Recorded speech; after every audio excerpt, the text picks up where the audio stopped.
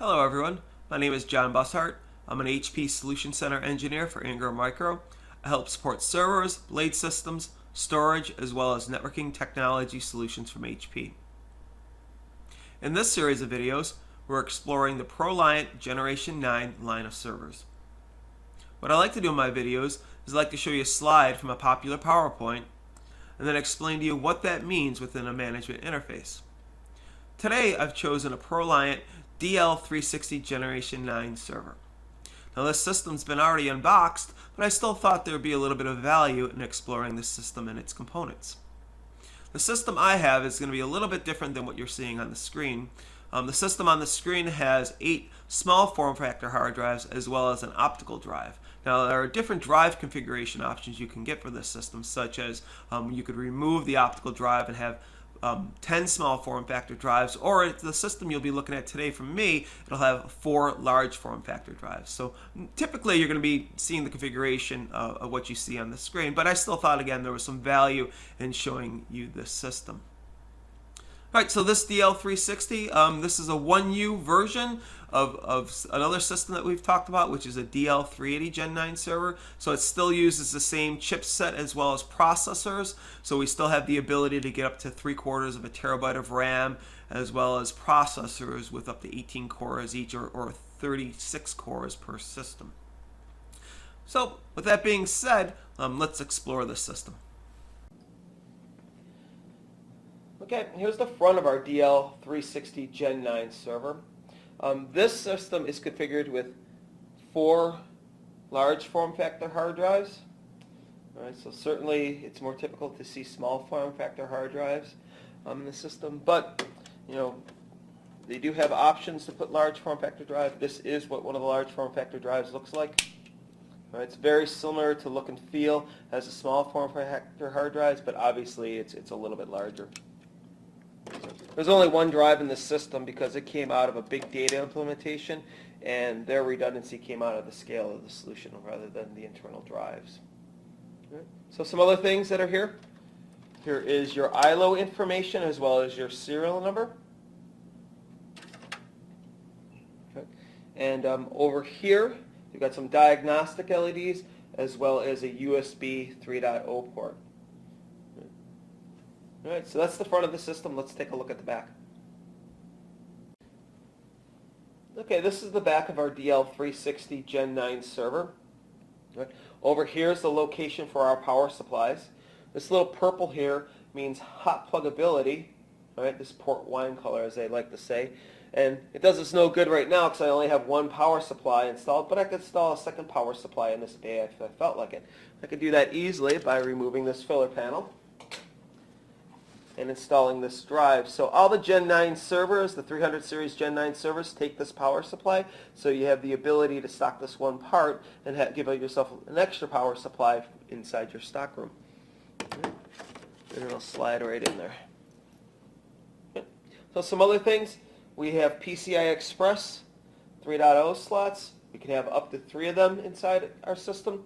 Right, this one's full height, and we've got 2 that are half height. Right. Something else, we have our VGA port over here. We have 4 1 gig network adapters built onto the motherboard. Okay. Over here we have our dedicated out-of-band management port, our ILO port. If we wanted the optional serial port, we could put that here, as well as some USB ports. And if we wanted to add some more onboard network adapters, we could do that here through a flex LAMP slot. And we'll talk a little bit about that once we get in on the inside of this server. Okay, this is the top of our DL360 Gen 9 server.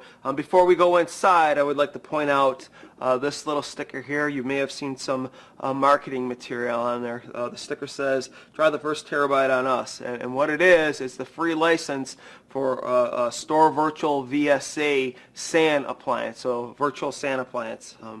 Something I would suggest looking into. It's a pretty good value that they give it to you for free. It's a nice piece of software. With that being said, let's open this up. So right here is the lever. Pull that back. Right. And then one of the things I like to point out right away on the back of the cover on all HP servers is some valuable information on the day-to-day maintenance of the system, such as configuring RAM, dip switches, and whatnot.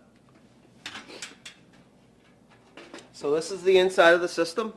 Again, these are the two power supplies that we installed over here.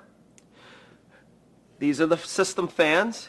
Again, they're all that port wine purple color, so we could remove them while the system is on, up and running. That's one of the fans, and there's the connector. And we could set that over here.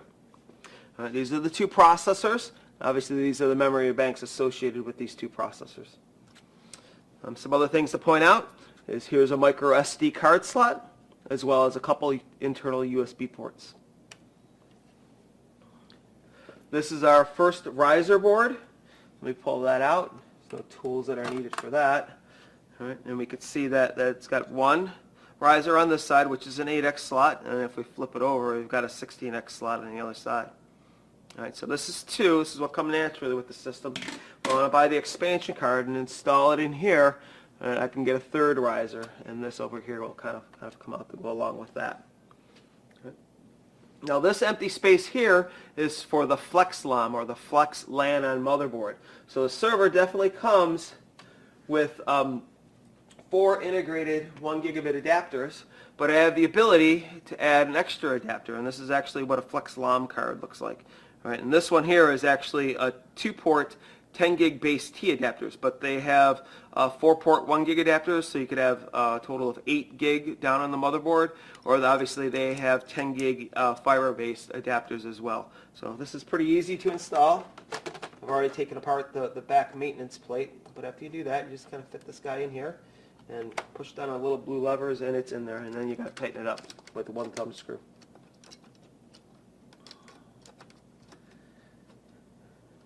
Now, I told you this system was a part of a scale-out cluster solution, so it doesn't have any RAID controller. The RAID controller would go right here, and it's an option that you can add on or leave off. This guy's kind of has the one hard drive connected to the motherboard. I've taken a RAID controller from that DL380 that we were looking at, so it's the same RAID controller that goes in this system.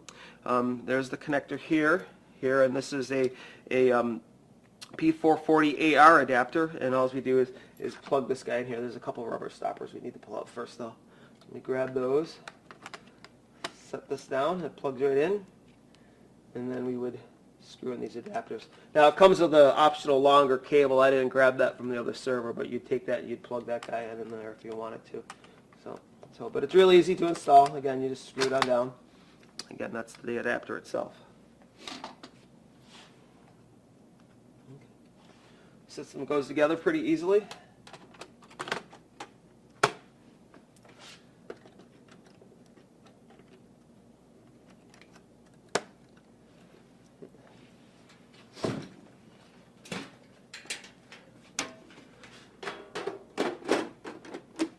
Alright, so that's a quick tour of a DL360 Gen 9 server. I hope you enjoy this video and stay tuned for more videos.